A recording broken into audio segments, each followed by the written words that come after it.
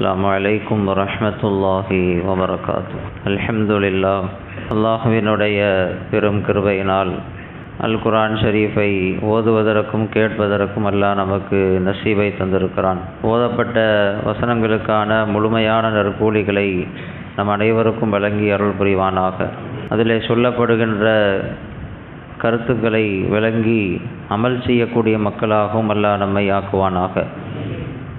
இன்றைக்கு குர்ஆன் ஷரீஃபினுடைய அன்ஆம் என்று சொல்லப்படுகின்ற கால்நடைகள் என்ற பெயரில் ஒரு சூரா தொடங்கி அது நிறைவு செய்யப்பட்டிருக்கிறது. அந்த சூறாவில் ஒரு வசனம்,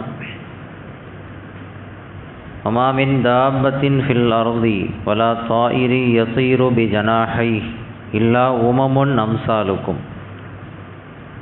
இந்த உலகத்தில் சுற்றித் திரியக்கூடிய கால்நடைகள், அதேபோன்று இறக்கைகளை கொண்டு விண்ணிலே பறக்கக்கூடிய பறவைகள், இவை அனைத்தும் உங்களை போன்ற ஒரு சமூகம்தான் என்று அல்லாஹ் சொல்லுகிறான். உலகத்தில் இருக்கக்கூடிய மிருகங்கள், கால்நடைகள், பறவைகள் என் அல்லாஹ்வினுடைய படைப்புகளாக இருக்கக்கூடிய ஜீவராசிகள் அனைத்துமே உங்களை போன்ற, அதுவும் ஒரு சமூகம் என்ற வார்த்தை அங்கே இடம்பெற்றிருக்கிறது. சமூகம் அப்படின்னா நம்ம யாரை பார்த்து சொல்லுவோம்? ஈசா அலைஹிஸ்ஸலாமுடைய சமூகம், மூசா அலைஹிஸ்ஸலாமுடைய சமூகம், பெருமானார் ஸல்லல்லாஹு அலைஹி வஸல்லம் அவர்களுடைய சமூகம், உழைப்பாளி சமூகம், அடிமை சமூகம், ஏழை சமூகம், பணக்கார சமூகம் என்றெல்லாம் சமூகம் என்ற வார்த்தையை நாம் மனிதர்களுக்குத்தான் பிரயோகப்படுத்துவோம். ஆனால் அல்லாஹ் ரப்புல் ஆலமீன் கால்நடைகளை சமூகம் என்று சொல்லுகிறான், பறவைகளை சமூகம் என்று சொல்லுகிறான். அதுவும் உங்களை போன்ற ஒரு சமூகம் என்று அல்லாஹு தஆலா குறிப்பிடுகிறான். எந்த வகையில் அவைகள் நம்மை போன்று இருக்கிறது? ஒரு பறவை நம்மை போல இருக்குதா? ஒரு கால்நடையாக இருக்கக்கூடிய மிருகம், ஆடு, மாடு, கோழி, ஒட்டகம், இதுவெல்லாம் நம்மை போன்று இருக்கிறதா? எந்த வகையில் நம்மை போன்ற ஒரு சமூகம் என்று அல்லாஹ் சொல்லுகிறான் என்பதை குர்ஆனுடைய விரிவுரைகளுக்குள் சென்று பார்க்கிற பொழுது முஃபஸ்ஸிர்கள் நமக்கு விளக்கம் தருகிறார்கள். கால்நடைகள் நம்மை போன்று இருக்கிறது. எந்த வகையில் தெரியுமா? அல்லாஹ்வினால் ரிஸ்க் வழங்கப்படுவதில் நமக்கு அல்லாஹு தஆலா ரிஸ்க் கொடுக்கிறதுக்கு அல்லாஹ் பொறுப்பெடுத்து கொண்டான். தாயினுடைய வயிற்றில் ஒரு குழந்தை இருக்கிற பொழுதே அல்லாஹு தஆலா 4 விஷயங்களை எழுதி விடுகிறான். அவன் எவ்வளவு காலம் உலகத்தில் வாழ்வான், இன்னும் ரூஹே ஊதப்படலை. ரூஹ் ஊதப்படுவதற்கு முன்பே அல்லாஹு தஆலா 4 விஷயங்களை முடிவு செஞ்சிடறான். இவன் பிறந்தா எத்தனை வருஷம் உலகத்தில் இருப்பான், எத்தனை நாள் உலகத்தில் வாழ்வான், அவனுடைய ரிஸ்க் என்ன, எதெல்லாம் அவன் அனுபவிப்பான், எதெல்லாம் சாப்பிடுவான், என்னென்ன அமல்களை செய்வான், அவன் நல்லவனா கெட்டவனா, இந்த 4ம் எழுதப்பட்டு பிறகுதான் ஒரு மனிதன் உலகத்தில் பிறக்கிறான். அப்போ ரிஸ்க் ஒவ்வொரு மனிதனுக்கும் அல்லாஹு தஆலா எழுதி விடுகிறான். அதற்கான எல்லா ஏற்பாடுகளையும் அல்லாஹு தஆலா செய்து விடுகிறான். அவன் மரணிக்கும் வரை அவனுடைய ரிஸ்க்குக்கு அல்லாஹ் பொறுப்பு. பெருமானார் ஸல்லல்லாஹு அலைஹி வஸல்லம் அவர்கள் சொல்கிறார்கள், ஒரு மனிதருடைய ரிஸ்க் பூர்த்தி ஆகாமல் மௌத்து வராது. ஒரு மனிதனுக்கு அல்லாஹ் எழுதி இருக்கக்கூடிய ரிஸ்க் கம்ப்ளீட் ஆகாமல் அவனுடைய தவணை முடியாது. நமக்கு அல்லாஹ் ரிஸ்க் கொடுக்கறதுக்கு அல்லாஹ் பொறுப்பெடுத்திருக்கிறான்ல. இந்த மாதிரி தான் உலகத்தில் இருக்கக்கூடிய எல்லா ஜீவராசிகளுக்கும் ரிஸ்க் வழங்குறதுக்கு அல்லாஹ்வே பொறுப்பெடுத்து கொண்டான். நம்மளை மாதிரி அவைகளுக்கும் அல்லாஹ் தான் ரிஸ்க் அளிக்கக்கூடியவனாக இருக்கிறான், ராசிக்காக இருக்கிறான். மூசா அலைஹிஸ்ஸலாத்து வஸலாம் அவங்களுக்கு ஒரு நாள் கவலை வந்துச்சு. தன்னுடைய குடும்பத்தார்களை பற்றி, அவங்களுடைய வாழ்வாதாரத்தை குறித்து ஒரு கவலை அவனுடைய உள்ளத்தில் ஏற்பட்டுச்சு. அந்த கவலையை போக்குறதுக்கு அல்லாஹு தஆலா ஒரு ஏற்பாடை செஞ்சான். மூசா அலைஹிஸ்ஸலாம்கிட்ட சொன்னால் அல்லாஹு தஆலா, நீ கையில் வச்சுருக்கக்கூடிய அந்த தடியை கொண்டு இந்த பாறையில் அடிங்க அப்படின்னு சொன்னான். மூசா அலைஹிஸ்ஸலாத்து வஸலாம் பாறையில் ஒரு அடி அடித்தாங்க. அடித்தவுடனே அது 2ஆக பிளந்துச்சு. பிளந்த பிறகு பார்த்தா உள்ள இன்னொரு பாறை தெரியுது. இன்னொரு தடவை அடிங்கன்னு சொன்னான். மறுபடியும் அடித்தாங்க, பிளந்துச்சு. அங்கே இன்னொரு பாறை தெரிஞ்சிச்சு. இன்னொரு தடவை அடிங்கன்னு சொன்னான். மூசா அலைஹிஸ்ஸலாம் அடித்தாங்க. 3 தடவை அடித்து 3 தடவை பாறை பிளந்திருக்கிறது. பிளந்த பிறகு பார்த்தா உள்ளே இருந்து ஒரு புழு ஒன்று வெளியே வருகிறது. ஒரு புழு ஒன்று வெளியே வருது. 3 தடவை அடிச்சிருக்கிறாங்க. ஒவ்வொரு தடவை அடிக்கும் பொழுதும் ஒரு பாறை தோன்றுச்சு. அந்த பாறையெல்லாம் உடைச்சி பார்த்தா உள்ள ஒரு புழு வருது. அந்த புழுவினுடைய வாயில் அதற்கான உணவு தீனி இருக்குது. அது சாப்பிட்டுக்கிட்டு இருக்குது. அதை பார்க்குறாங்க மூசா அலைஹிஸ்ஸலாத்து வஸ்ஸலாம். அந்த புழு பேசிச்சு. அதையும் கேட்டாங்க. என்ன பேசிச்சு அப்படின்னா, சுபஹான மன் யரானி, சுபஹான மை யரானி வ யஸ்மஉ கலாமி வ யஅரிஃபு மக்கானி வ யذ்குருனி வலா யன்சானி. அந்த புழு சொல்லிச்சான், அல்லாஹ்வை நான் புகழ்கிறேன், அல்லாஹ்வை நான் துதிக்கிறேன். ஏன்னா அல்லாஹ் என்னை பார்த்து கொண்டிருக்கிறான், அல்லாஹ் நான் பேசுவதை கேட்டு கொண்டிருக்கிறான், நான் எங்கே இருக்கிறேன் அப்படிங்கிறதையும் அல்லாஹ் அறிஞ்சிருக்கிறான், என்னை மறக்காமல் என்னை நினைவு கூர்ந்து கொண்டிருக்கிறான், என்னையும் ஞாபகத்தில் வச்சு எனக்கு தேவையான ரிசுக்கை இந்த பாறைக்கு அடியில் இருக்கக்கூடிய எனக்கும் அல்லாஹ் ரிசுக் அளித்து கொண்டு இருக்கிறானே, அவனை நான் புகழ்வதற்கு கடமைப்பட்டு இருக்கிறேன் அப்படின்னு அந்த புழு சொன்னதை மூசா அலைஹிஸ்ஸலாம் கேட்குறான். அப்போ தான் அவங்க உள்ளத்தில் தோணுச்சா, நம்ம இங்கே உட்காந்துக்கிட்டு குடும்பத்தை பற்றி யோசிச்சுட்ருக்குறோம், கவலைப்பட்டுட்ருக்குறோம், எங்கேயோ இருக்கக்கூடிய பாறைக்கு அடியில் இருக்கக்கூடிய புழுவுக்கும் அல்லாஹ் தஆலா உணவளிச்சுக்கிட்டு இருக்கிறானே, நம்ம இப்படி கவலைப்படலாமா அப்படின்னு விளங்குனாங்களாம். ரிசுக் அளிக்கிறதுக்கு அல்லாஹ் போதுமானவன். உலகத்தில் ஒரு ஜீவராசி எங்கே இருந்தாலும் அல்லாஹ் ரிசுக்கு கொடுக்கறதுக்கு அல்லாஹ் பொறுப்பெடுத்துக்கிட்டான். எப்படி அதற்கான ரிசுக்கை கொண்டு போய் சேர்த்துருவான். அதனால் ரிசுக்கை பற்றி கவலைப்பட வேண்டிய அவசியம் இல்லை. அல்லாஹ் நமக்கு ரிசுக் அளிப்பானா, நமக்கு வாழ்வாதாரம் கிடைக்குமா அப்படிங்கிற கவலை நமக்கு வேண்டாம். அதே சமயத்தில் அல்லாஹ் தான் ரிசுக் அளிச்சிருவானே அப்படின்னு நம்ம வீட்லேயும் உட்காரக்கூடாது. எந்த முயற்சியும் செய்யாமல் உழைக்காமல் கொள்ளாமல் அப்படியும் இருக்கக்கூடாது. செய்ய வேண்டிய முயற்சியை செய்யணும், செய்ய வேண்டிய உழைப்புகளை கொடுக்கணும். அல்லாஹ் ரிசுக்கை நம்ம கொடுத்துருவான். அப்போ ரிசுக் அளிப்பதில் நம்மை போன்றே எல்லா ஜீவராசிகளுக்கும் அல்லாஹ் உணவளித்து கொண்டிருக்கிறான் அப்படிங்கிறத தப்சீரில் நம்ம பார்க்குறோம். அல்லாஹ்வை தவிர உலகத்தில் மிகச்சிறந்த ராசிக்கு உலகத்தில் வேறு யாருமே கிடையாது. அல்லாஹ் அல்லாமல் வேற ஒருத்தர் ஜீவராசிகளுக்கு உணவளிக்க பொறுப்பெடுத்தா உலகத்தில் யாருமே வாழ முடியாது. அவ்வளோ பெரிய மிகப்பெரிய ரஸாக்காக அல்லாஹ் இருக்கிறான். சுலைமான் அலைஹிஸ்ஸலாத்து வஸ்ஸலாம் அவருடைய வரலாறு ஒன்று பதிவு செய்யப்பட்டிருக்கிறது. ஒரு எறும்பை பார்த்து அவங்க கேட்டாங்க. எல்லா ஜீவராசிகளோடு பேசுவாங்கல்ல. ஒரு எறும்புகிட்ட கேட்டாங்களாம், ஒரு வருஷத்தினுடைய உன்னுடைய உணவு எவ்வளவு? ஒரு வருஷம் ஃபுல்லாக நீ வாழ்கிற, ஒரு வருஷம் ஃபுல்லாக நீ சாப்பிட்ற, நீ எவ்வளோ சாப்பிடுவ? உன்னுடைய அந்த குவான்டிட்டி அளவு என்ன அப்படின்னு கேட்டாங்க. அந்த எறும்பு சொல்லிச்சான், ஒரே ஒரு கோதுமை தான் என்னுடைய ஒரு வருஷத்தினுடைய உணவு. அதை கேட்டுட்டு, அவ்வளோதான் சாப்பிடுவியா? இனிமேல் நான் உனக்கு உணவு தரேன், உனக்கு உணவு அளிக்கிறதுக்கு நான் பொறுப்பெடுத்துக்கிறேன் அப்படின்னு சொல்லிட்டு சுலைமான் அலைஹிஸ்ஸலாத்து வஸ்ஸலாம் ஒரு பாட்டில் எடுத்து அதில் ஒரு கோதுமையை உள்ளே போட்டு அந்த எறும்பை உள்ளே போட்டு மூடிட்டாங்க. மூடிட்டு ஒரு வருஷம் கழித்து பார்த்தாங்க. பார்த்து திறந்து பார்த்தா அதில் பாதி கோதுமை மிச்சம் இருக்குது. பாதி கோதுமையை தான் சாப்பிட்ருக்கு.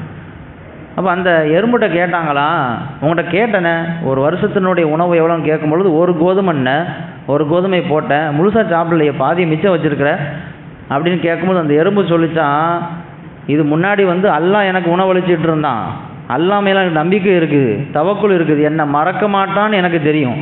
இப்போ நீங்கள் பொறுப்பு எடுத்துட்டீங்க, ஒருவேளை நீங்கள் மறந்துட்டீங்கன்னா என்ன பண்ணுறது? ஒரு வருஷம் கழித்து என்ன பாட்டில் திறந்து இன்னொரு கோதுமையை போடுவீங்க, என்ன நிச்சயம்? நீங்கள் மறந்துட்டு போயிட்டீங்கன்னா நான் எப்படி உயிர் வாழ முடியும்? அதனால் எதுக்கும் கொஞ்சம் பாதியை சேமித்து வைப்போன்னு வச்சுருக்கேன்னு சொல்லிச்சான். அல்லாஹுவை தவிர உலகத்தில் வேறு யாரும் ரிசுக் அளிக்க முடியாது. அப்படி ரிசுக் அளித்தால் அது எல்லோருக்கும் போதுமானதாகவும் இருக்காது. அதே சுலைமான் அலைஹிஸ்ஸலாம் அல்லாஹ்ட்ட கேட்டாங்க, யா அல்லாஹ், நீ எல்லாத்துக்கும் ரிசுக் அளிக்கிற, ஒரு நாள் அந்த பொறுப்பை எனக்கு கூட, நான் செஞ்சு பார்க்குறேன் அப்படின்னு கேட்டாங்களாம். இதெல்லாம் தப்சீர்களில் இருக்குது, வரலாற்று நூல்களில் பதிவு செய்யப்பட்டிருக்குது. ஒரு நாள் அந்த பொறுப்பை நான் எடுத்துக்கிறேன் அப்படின்னாங்க. அப்படியா அப்படின்னு செய்யுங்க அப்படின்னு சொன்னாங்க. அல்லாஹ் சொன்னான், நிறைய தானியங்கள் உணவுலாம் எல்லாம் சேமித்து வச்சுருக்கிறாங்க. அல்லாஹ் சொன்னால் எல்லா ஜீவராசிகளுக்கெல்லாம் உங்களால் உணவளிக்க முடியாது, நான் ஒரே ஒரு மீனை மட்டும் தரேன், அந்த மீனுக்கு தேவையான ரிசுக்கை நீங்கள் வச்சுருக்கக்கூடிய அந்த கிடங்குலேருந்து எடுத்து கொடுங்க, அது மட்டும் போதும் அப்படின்னு அல்லாஹ் சொல்லிட்டான். ஒரு மீன் கடலில் வந்துச்சு, வாயை பிளந்துச்சு, சுலைமான் அலைஹிஸ்ஸலாத்து வஸ்ஸலாம் அவங்க சேகரித்து வச்சுருந்த அத்தனை தானியங்களையும் கொடுத்தாங்க. ஒரே வாயில் அவ்வளோத்தையும் சாப்பிட்டுடுச்சு. சாப்பிட்டு முடிச்சு சொல்லிச்சான், யா நபியல்லா இன்னி ஜாயுன், அல்லாஹ்வினுடைய தூதர் அவர்களே எனக்கு இன்னும் வயிறு நிறையலை, எனக்கு இன்னும் தேவைப்படுது அப்படின்னு சொல்லிச்சான். இன்னும் தேவைப்படுதா? இவ்வளோகான வச்சு உனக்கு கொடுத்துருக்குறேனே, ஒரு வாயில் சாப்பிட்டிய, இன்னும் உனக்கு பசி அடங்கலையா? அப்போ எவ்வளோதான் அல்லாஹ் கொடுப்பான்? நீங்கள் கொடுத்ததை விட பன்மடங்கு அல்லாஹ் ஒவ்வொரு நாளும் எனக்கு கொடுத்துட்ருக்குறான் அப்படின்னு அந்த மீன் சொல்லித்தேன். நீ எவ்வளோ சாப்பிடுவேன் அப்படின்னு கேட்கும் பொழுது, ஒரு நாளைக்கு 70,000 மீன்களை நான் சாப்பிடுவேன். கடலில் சில மீன் இன்னொரு மீனை சாப்பிடும்ல, அது சொல்லித்தான் ஒரு நாளைக்கு 70,000 மீன்கள் என்னுடைய உணவு அல்லாஹ் எனக்கு டெய்லி கொடுத்துட்ருக்குறான் இந்த கடலில் அப்படின்ட்டு அந்த மீன் சொல்லித்தான். அப்புறம் தான் சுலைமான் அலைஹிஸ்ஸலாம் சொன்னாங்களாம், உன்னை போல உலகத்தில் யாரும் ரிஸ்க் அளிக்க முடியாது அப்படின்னு தன்னுடைய பலவீனத்தை ஒத்துக்கிட்டாங்க அப்படின்னு சொல்லி வரலாறு பதிவு செய்யப்பட்டிருக்குது.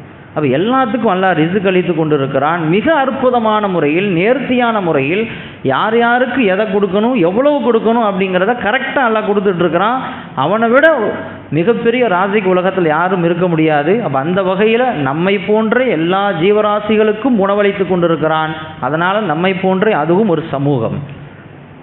இன்னொரு கருத்து என்ன அப்படின்னு சொன்னால், முஃபஸ்ஸீர்கள் சொல்வார்கள், நம்மை போன்றே அவைகள் ஒரு சமூகம் என்று அல்லாஹ் சொன்னதற்கு இன்னொரு விளக்கம் என்னன்னா, அதுவும் தஸ்பீஹ் செய்கிறது, மனிதர்களை போன்றே அதுவும் அல்லாஹ்வை தொழுகிறது, அல்லாஹ்வை வணங்குகிறது. அல்லாஹ்னா யாருன்னு தெரிஞ்சு வச்சிருக்குது. முதல்ல அபூ தர்தா ரலியல்லாஹு தஆலா அன்ஹு சொல்வார்கள், எல்லா ஜீவராசிகளையும் 5 அறிவும் நாம் சொல்கிறோம், அந்த அளவுக்கு பெருசாக சிந்திக்காது அப்படின்னு நாம் சொல்கிறோம். ஆனால் 4 விஷயங்களில் அது ரொம்ப அற்புதமாக சிந்திக்கும். அதில் ஒன்று என்னென்னா, அல்லாஹ்னா யாருன்னு ஒவ்வொரு ஜீவராசியும் அறிஞ்சு வச்சுருக்குது. ஒரு ஆடுக்கு தெரியும் தன்னை படைத்தவன் யார் அப்படிங்கிறது, ஒரு கோழிக்கு தெரியும் தன்னை யார் படைத்தவன் அப்படிங்கிறது அந்த கோழிக்கு தெரியும். என்ன ஒரு வஸ்துவாக இருந்தாலும் அந்த வஸ்துவிற்கு தன்னை படைத்த ரப்பு யாருன்னு தெரியும், எப்படி வணங்கணும் அப்படிங்கிறதும் தெரியும், வணங்கி கொண்டும் இருக்கிறது. எல்லா வஸ்துக்களும் அல்லாஹ்வை வணங்குகிறது. எப்படி வணங்க முடியுமோ அப்படி வணங்கிட்டு இருக்கு. நமக்கு தெரியறதில்லை. நாம தான் வணங்குறோம், நாம தான் தொழுகிறோம், நாம தான் எல்லா வணக்கங்களையும் செய்கிறோம் அப்படின்னு சொல்லி நாம் பெருமைப்பட்டு கொண்டுக்கிறோம். ஆனால் நாம் பார்த்து கொண்டிருக்கக்கூடிய சின்ன சின்ன பிராணிகள் கூட அல்லாஹ்வை தொழுது கொண்டு இருக்கிறது. ஸல்லல்லாஹு அலைஹி வஸல்லம் அவங்க ஒரு நாள் பார்த்தாங்க, 2 பேர் வாகனத்தில் நின்று உட்காந்து பேசிக்கிட்டு இருந்தாங்க. ஒருத்தர் ஒட்டகத்தில் உட்காந்துருக்கிறாரு, இன்னொரு ஒட்டகத்தில் உட்காந்துருக்கிறாரு. 2 பேரும் நின்று அப்படியே உட்காந்து பேசிக்கிட்டு இருக்கிறாங்க. இதை பார்த்த பெருமானார் ஸல்லல்லாஹு அலைஹி சொன்னாங்களாம், இருக்கபூஹா சாலிகா உத்ருகூஹா சாலிகா, பயணித்தா நல்ல முறையில் பயணிங்க, இல்லைன்னா நல்ல முறையில் விட்டுருங்க. ஒட்டகத்தை எல்லாம் எதுக்கு கொடுத்துருக்குறான்னா பயணம் செய்கிறதுக்கு கொடுத்துருக்குறான். நீங்கள் பயணம் செய்கிறதா இருந்தால் மேலே உட்காருங்க, பயணம் செய்யலையா கீழே இறங்கிருங்க. அதை ஒரு நாற்காலி மாதிரி நீங்கள் யூஸ் பண்ணாதீங்க, சேர் மாதிரி யூஸ் பண்ணாதீங்க. அதுக்கு அல்லாஹு தஆலா அந்த ஒட்டகத்தை அதுக்கு படைக்கலை அப்படின்னு சொல்லிட்டு ஒரு விஷயத்தை சொன்னாங்க. அதுதான் ரொம்ப கவனிக்க வேண்டியது. ஃபருப்ப மர்கூபின் ஹைரும் மின் ராக்கிபிஹா. நீங்கள் நினைக்கிறீங்க அது ஒட்டகம் தானே, அது சாதாரண பிராணி தானே அப்படின்னு நினைக்கிறீங்க. ஆனால் மேலே உட்கார்ந்துருக்கக்கூடியவரை விட அந்த ஒட்டகம் ஹைரானது, ரொம்ப சிறப்பு பெற்றது. உன்னை விட அது ரொம்ப சிறப்பானது. ஏன்னா நீ அல்லாஹ்வை தொழுவதை விட அந்த ஒட்டகம் அழகாக தொழுகிறது, அழகாக வணங்குகிறது, தஸ்பீஹ் செய்கிறது, ரப்பு யாருன்னு விளங்கி இருக்கிறது. அந்த வகையில் உன்னை விட அது சிறந்தது அப்படின்னு ஸல்லல்லாஹு அலைஹி வஸல்லம் அவங்க சொன்னாங்க. அப்போ நாம் மட்டும் தொழுகல்ல, உலகத்தில் இருக்கிற எல்லா ஜீவராசிகளும் அல்லாஹ்வை தொழுது கொண்டு தான் இருக்கிறது. அந்த வகையில் நம்மை போன்றே அவைகளும் ஒரு சமூகம். 3வது கருத்து, நாம் எப்படி மறுமையில் எழுப்பப்படுவோமோ அதே போன்று எல்லா ஜீவராசிகளும் எழுப்பப்படும். ஆனால் என்ன வித்தியாசம், நமக்கு கேள்வி கணக்கு உண்டு, சொர்க்க நரகம் உண்டு, எல்லாம் உண்டு. அவைகளுக்கு கேள்வி கணக்கெல்லாம் கிடையாது. எழுப்பி அல்லாஹு தஆலா உலகத்தில் ஏதாவது ஒன்று அநியாயமாக ஒரு ஆடு இன்னொரு ஆட்டை முட்டி இருந்துச்சு அப்படின்னு சொன்னால் அதற்கு பழி தீர்த்து கொள்வான் அல்லாஹு தஆலா. முட்டப்பட்ட அந்த ஆட்டை அல்லாஹு தஆலா அந்த கியாமத்து நாளில் முட்டை வைப்பான். முட்டை வச்சுட்டு 2ஐயும் அல்லாஹு தஆலா கூனி துராபா, நீ மண்ணாயிரு அப்படின்னு அல்லாஹு தஆலா சொல்லுவான். அது மண்ணா போயிடும், எழுப்பப்படும், அதற்கான தீர்ப்பு வழங்கப்படும். அதற்கு பிறகு நீ மண்ணா போயிரு அப்படின்னு அல்லாஹ் சொல்லுவான், மண்ணா ஆயிரும். அதை பார்த்துட்டு தான் காஃபிர்கள் சொல்லுவாங்களாம், யாலைத்தனி குந்து துராபா, நானும் மண்ணாக ஆகியிருக்கக்கூடாதா, நானும் ஒரு ஆட்டாக இருந்திருக்கக்கூடாதா, நானும் ஒரு ஒட்டகமாக இருந்திருக்கக்கூடாதா, மண்ணாக போயிருப்பேனே, எனக்கு சொர்க்க நரகம் எதுவுமே இல்லாமல், இப்படி கேள்வி கணக்கு இல்லாமல் சொர்க்கத்துக்கு போவானா நரகத்துக்கு போவானா என்றெல்லாம் தத்தளிக்காமல் ஈஸியாக நான் மண்ணாக போயிருப்பேனே, அப்படி ஒரு வாய்ப்பு அல்ல எனக்கு தராமல் போயிட்டானே அப்படின்னு சொல்லி காஃபிர் அன்றைக்கு வருத்தப்படுவான் என்று அல்லாஹு தஆலா குர்ஆனில் சொல்லித்தரான். அப்போ அவைகளும் எழுப்பப்படும், அவைகளுக்கும் தீர்ப்பு இருக்கிறது. அப்போ தான் அல்லாஹு தஆலா நீதியாளன் அப்படிங்கிறது வெளிப்படும். அப்போ இப்படி பார்க்கும் பொழுது பல வகையில் மற்ற ஜீவராசிகள் நம்மை போன்றே இருக்கிறது. அதனால் எந்த வகையிலும் நான் தான் உயர்ந்தவன், நான் தான் மனிதன், நான் தான் சிறந்தவன் அப்படின்னு சொல்லிக் கொள்வதற்கு ஒன்றுமே இல்லை. நம்மை போன்றே அது இருக்கிறது. சொல்லப்போனால் நம்மை விட சிறந்ததாகவும் இருக்கிறது. நம்ம பார்க்கும் பொழுது அப்படி பார்க்கணும். ஒரு ஆட்டை பார்க்கும் பொழுது இதுவும் அல்லாஹ்வை தொழுவுது, இதுவும் நம்ம போல ஒரு இனம் அப்படிங்கிறத விளங்கி அதற்கு கொடுக்க வேண்டிய மரியாதையை சரியாக கொடுக்கணும். அல்லாஹ் ரப்புல் ஆலமீன் எல்லா படைப்பினங்களிடத்திலும் சரியாக நடந்து கொள்ள தௌஃபீக் செய்வானாக. வாஹிரு தஅவானா அனில் ஹம்துலில்லாஹி ரப்பில் ஆலமீன்.